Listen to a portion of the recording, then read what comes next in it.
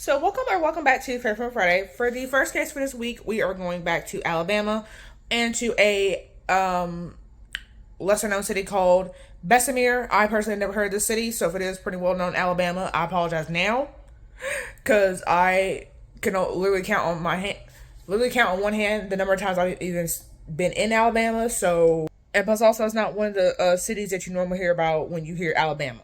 So, of course, with this case being said, pretty much our motive regarding the murder is pretty much the same as the last case that I covered with Rochelle Grimmer. If you not already watched that case, definitely watch that case. It is the previous video from this case. It said that case happened in Laredo, Texas, and for this case, like I said, we're in Alabama. As always, with every other case, if you knew of the victim or killers, because in this case we have 3 killers in this case, but we only have just the 1 victim. Always let me know down below. Let me know, like, if you went to school with them, if you're related to them. Always let me know how you, like, knew of them, especially the victims. See what they were like while they were alive. And with that being said, I'm quitting rambling. Sources in the description as always. And let's go and get started. So we're going to start off with Miranda. So Miranda Michelle Lynch was born December 29th, 1980. And then October 28th, 1998, she would have a daughter named Marco Willow Watkins. And then she also has another daughter named Sunny Ray Cox. We don't have a date of birth on her, but she is Miranda's daughter. Then in 2005, Mark Wayne Watkins, which is Marcus' dad, so her and Sonny had different fathers, he dies. Doesn't specify how he died, but apparently he died. So I'm mentioning that now. So it doesn't specify exactly when, but she and her boyfriend would move into Karen Lee Derby's apartment. And apparently so Karen and Miranda's boyfriend are apparently related as to how, like, these 3 are able to know each other. And so then Karen apparently was born in, like, 1958. According to some math that I did, and apparently she had a criminal record of public drunkenness and drugs. Didn't specify what drugs, whether she was like possession, selling. Just said she got a criminal history of drugs. And then apparently she had a daughter named Susan Otts, and she was born September 22nd, 1975. And so then Susan apparently had a criminal record for theft, domestic violence, and possessing drugs. And she apparently also was arrested for prostitution back in 2014. And then apparently our third person is Tamira. And I don't know how to pronounce that last name. I'm going to put it on the screen, but we're calling her Tamira for the rest of this video. So on August 5th, 2015, Miranda's boyfriend, because like I said, they're living under Karen's roof, he basically borrows Karen's card to go pick up an EBT card, so pretty much like a food stamps card. He gets apparently on the way there, so he hadn't got, I assume he already got the card, he was on his way back, because it said he gets into a wreck with an 18-wheeler. But he gets hit by an 18-wheeler, and so then her, Susan, and Tamara, they all come with this plan to duplicate his card, pretty much like take the benefits that the boyfriend was going to get. Obviously, I don't have a name for the boyfriend, else I would be calling him by his name.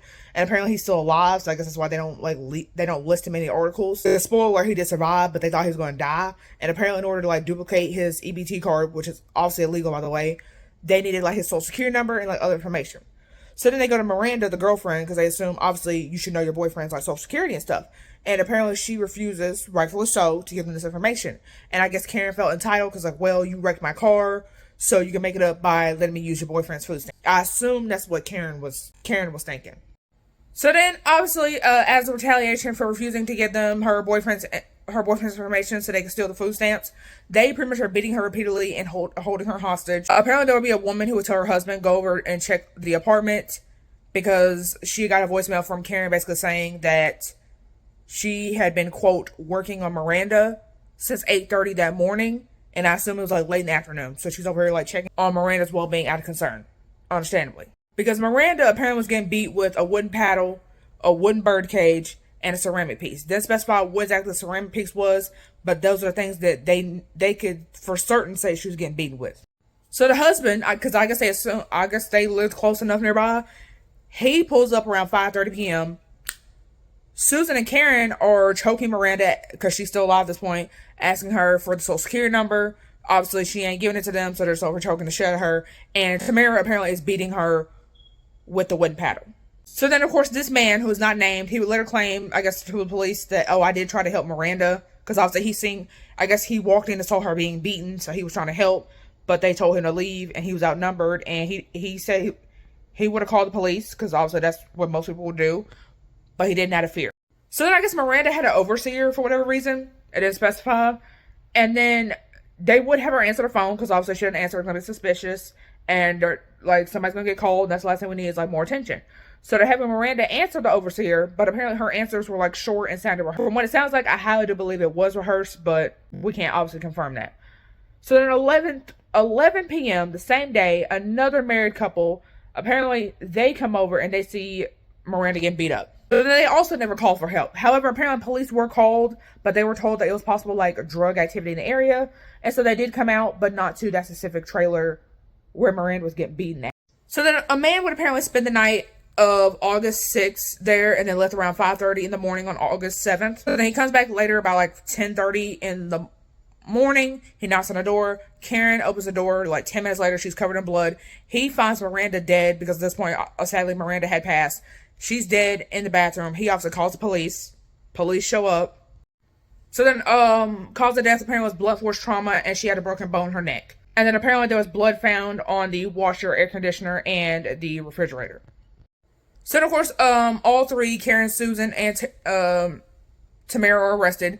Karen claims, yes, I did beat Miranda, but it was self-defense. So pretty much, oh, she beat me first, so I was just defending my life. Imagine Alabama takes self-defense pretty seriously. Tamara would say that she hadn't been to the trailer in like 4 days, and she proceeds to show them a receipt from Redbox, which is basically a video rental company, as like proof. She could have left and got that receipt as a fake alibi and then came back. Yeah, apparently that was her alibi, proving she hadn't been there 4 days. So Karen and Susan get charged with murder during a kidnapping and murder during a robbery.